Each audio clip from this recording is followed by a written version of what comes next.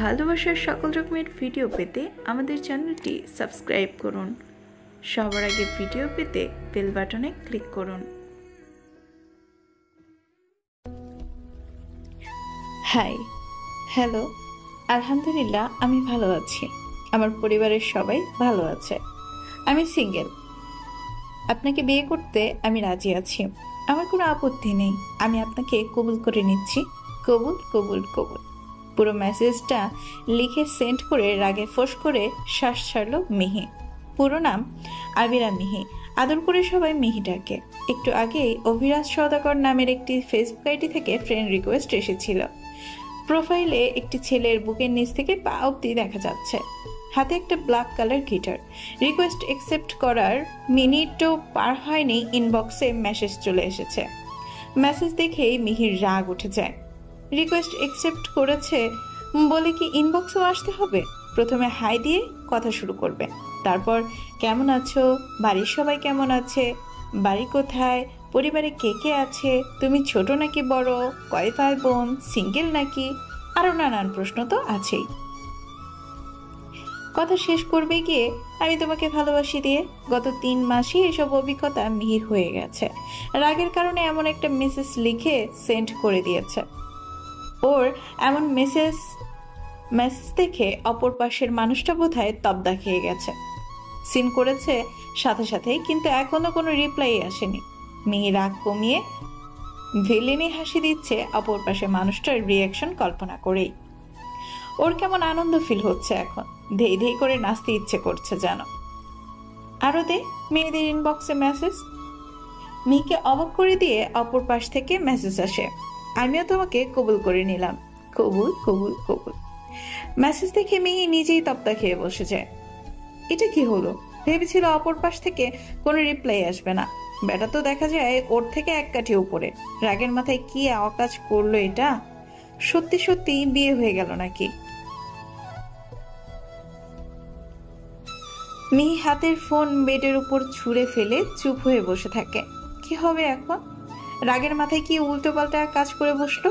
সব ঠিক আছে কি, কিন্তু কবুল কেন বলতে গেল আগ বাড়িয়ে? পরপর 3 বার মেসেঞ্জারে মেসেজ টোন বেজে ওঠে। পা দিয়ে ফোনটা কাছে এনে স্ক্রিনে তাকিয়ে দেখে অপর পাশ থেকে 2টো মেসেজ আর একটি চোখ উল্টিয়ে তাকানোর ইমোজি এসেছে। প্রথম মেসেজ, আমার ভার্চুয়াল বউটার নাম কি? দ্বিতীয় মেসেজ, বিয়ে তো হয়ে গেল, এখন ভার্চুয়ালে সংসার করব কিভাবে? মেসেজ দেখেই মিহির বুকের ভিতর তরাস তরাস করতে শুরু করলো। অস্বাভাবিকভাবে হৃদস্পন্দন বেড়ে গেছে। বুকের সাথে সাথে হাতও কাঁপছে, চোখে সরষে ফুল দেখছে। এ কোন পাগলের পাল্লায় পড়েছে? ফোনের এপাশে থাকা অভিরাজ ছোট ছোট চোখ করে ফোনের স্ক্রিনে তাকিয়ে আছে। ওর পাশে আর সামনে বসে আছে ওর 4 বন্ধু। সকলের দৃষ্টি ফোনের স্ক্রিনে। ট্রুথ অর ডেয়ার গেম খেলছিল। ওদের এই গেমের নিয়ম ছিল আলাদা। ছোট ছোট পেপারে ট্রুথ আর ডেয়ার লিখে ছোট ছোট ভাঁজ করে সবগুলো একসাথে ঝাঁকানো হবে। সেখান থেকে একটা চিরকুট তুলতে হবে, যার ভাগ্যে যা লেখা উঠবে তাকে সেটাই করতে হবে। সকলের শেষে আসে অভিরাজের পালা। ও যেই চিরকুট তোলে সেটাতে ডেয়ার লেখা ছিল। ওর বন্ধুরা ওকে ডেয়ার দেয়।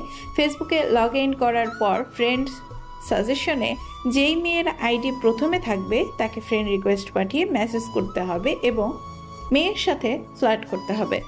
সবাই জানে অভিরাজ রসকসহীন নিরামিষ একটি মানুষ। এর মধ্যে কোনো অনুভূতি নেই। বয়স 28 বছর, অথচ এখনো একটা প্রেম অবধি করেনি। বাড়ি থেকে বিয়ে করাতে চায়, সে বিয়ে করতে নারাজ। তার বিয়ে শাদী করার কোনো ইচ্ছেই নেই। একা একাই ওর মন ভালো লাগে। বন্ধুদের চাপে পড়ে মায়াবী কন্যা নামের আইডিতে ফ্রেন্ড রিকোয়েস্ট পাঠায়। মেসেজ দেওয়ার পর অপর পাশের মেসেজ দেখে ওর পুরো মাথা ঘুরে গেছিল। বড় বড় চোখ করে মুখটা হা করে ফোনের স্ক্রিনে তাকিয়েছিল। মেসেজ দেখে হাসতে হাসতে ওর বন্ধুদের অবস্থা নাজেহাল হয়ে গিয়েছিল। বন্ধুদের প্যারাপিড়িতে ওদের কথা শুনেই আবার মেসেজ করেছে। এখন ওপাশ থেকে আবার কি রিপ্লাই আসে কে জানে। অভিরাজের বুকের ভেতরও একটু একটু শব্দ হচ্ছে। এমনিতে প্রেম ভালোবাসা মেয়ের প্রতি সেরকম কোনো অনুভূতি না থাকলেও এখন কেমন যেন অনুভূতি হচ্ছে। আগ্রহ নিয়ে তাকিয়ে আছে সবাই ফোনের স্ক্রিনে। বন্ধুদের প্যারাপাড়িতে আবার মেসেজ করে, হে মায়াবী কন্যা, আমার ভার্চুয়াল বউ, কোথায় তুমি? কথা বলছো না কেন? তোমার আদরের অভাব শুকিয়ে যাচ্ছি আমি। মেসেজ দেখে মিহি কেবলার মতো তাকিয়ে রইল। ব্যাটা তো মহা খচ্চর, কেমন উল্টো পাল্টা মেসেজ করছে। মেসেজটায় অ্যাংরি রিয়াক্ট দিয়ে মেসেঞ্জার অ্যাপ থেকে বেরিয়ে আসে। কত বড় শয়তান লোক, সামনে পেলে মাথা ফাটিয়ে দিত এখন। অ্যাংরি রিয়াক্ট দেখে অভিরাজের বন্ধুরা হো হো করে হেসে বলে, মেয়ে খেপে গেছে ভাই। আরেকজন বলে, আবার মেসেজ কর।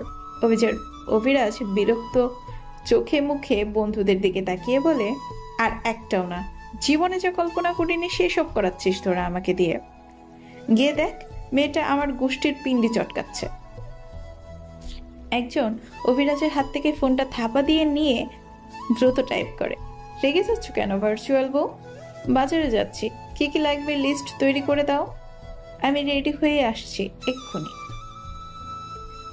মেসেজ সেন্ড করতেই অভিরাজ থাপা দিয়ে নিজের ফোনটা নিয়ে নেয়। ফোনের স্ক্রিনে তাকিয়ে মেসেজটা দেখে নিজেও মেসেঞ্জার অ্যাপ থেকে বেরিয়ে আসে। রাত অনেক হয়ে গেছে, 12টা বাজতে বেশি দেরি নেই। বাসা থেকে উঠে দাঁড়িয়ে বলে, তোরা থাক, আমি গেলাম ঘুমোতে। তোর ভার্চুয়াল বউকে ছাড়াই ঘুমিয়ে যাবি? প্রথম রাত, তোদের দুজনের বউকে নিয়ে ঘুমা। রাগে চোখে তাকায় অভিরাজ। ওর বন্ধুরা সবাই মুচকি মুচকি হাসছে। অভিরাজ নিজের রুমে এসে ডর লক করে ফ্রেশ হয়ে এসে শুয়ে পড়ে। চোখ বন্ধ করতেই বন্ধুর কথা শুনে কানে বেজে ওঠে, তোর ভার্চুয়াল বউকে ছাড়াই ঘুমাবি? প্রথম রাত, তোদের দুজনের বউকে নিয়ে ঘুমা। বিরক্ত হয়ে পাশ থেকে একটা বালিশ তুলে মাথার উপর চেপে ধরে। অভিরাজ ওর দুই বন্ধুর সাথে শেয়ারে একটি ফ্ল্যাটে থাকে। ওরা তিনজনেই ব্যাচেলর, বাকি দুই বন্ধু বিয়ে করেছে, বাচ্চাও আছে।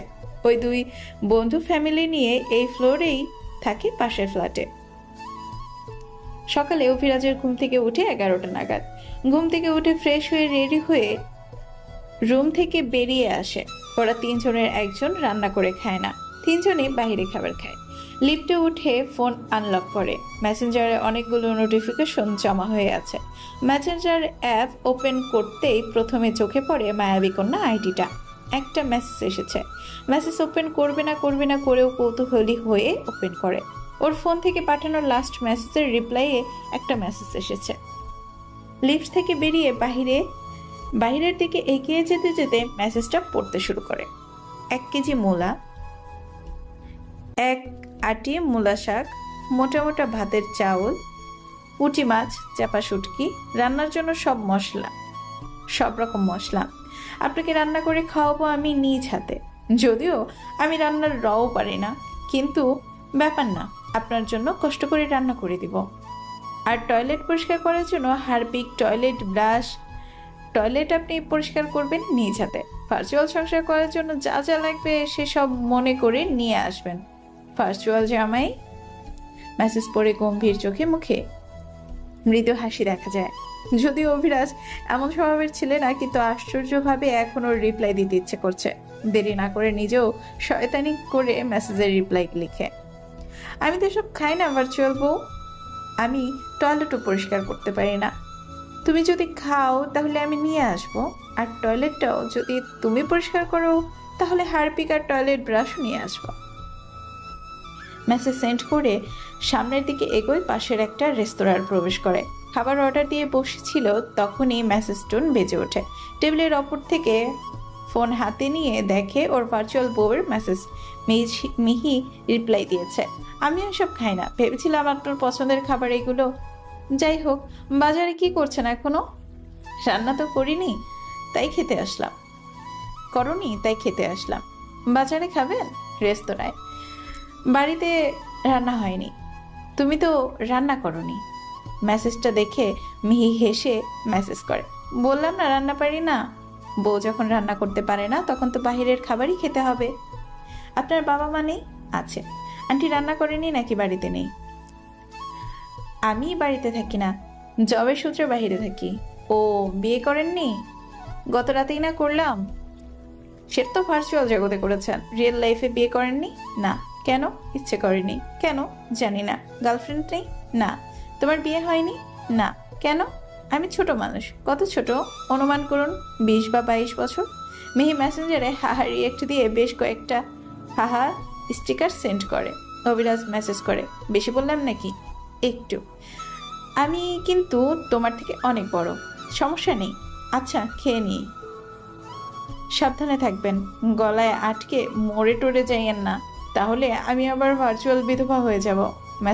মেসেজে হাহা রিয়েক্ট দিয়ে বেশ কয়েকটা হাহা স্টিকার সেন্ড করে অভিরাজ নিজেও। মেসেঞ্জার অ্যাপ থেকে বেরিয়ে ফোন রেখে খাওয়া শুরু করে। জীবনের প্রথম আজ কোনো মেয়ের সাথে এমন চ্যাটিং করলো। চ্যাটিং করে ওর কেমন যেন অনুভূতি হচ্ছে। এমন অনুভূতি আগে কখনো হয়নি। অদ্ভুত, ভীষণ অদ্ভুত। অভিরাজ এমন হয়ে গেল কিভাবে? একটা মেয়ের সাথে এমন উল্টোপাল্টা মেসেজ করলোই বা কিভাবে? এমনটা তো অভিরাজের ক্যারেক্টারের সাথে যায় না। অভিরাজ তো এমন ছেলে নয়, একদমই নয়। বিষণ্ণ বসন্ত। সানা শেখ। সূচনা পর্ব। আগামী পর্ব পেতে অবশ্যই আমাদের সাথেই থাকবেন। Stay home, stay safe. আসসালামু আলাইকুম।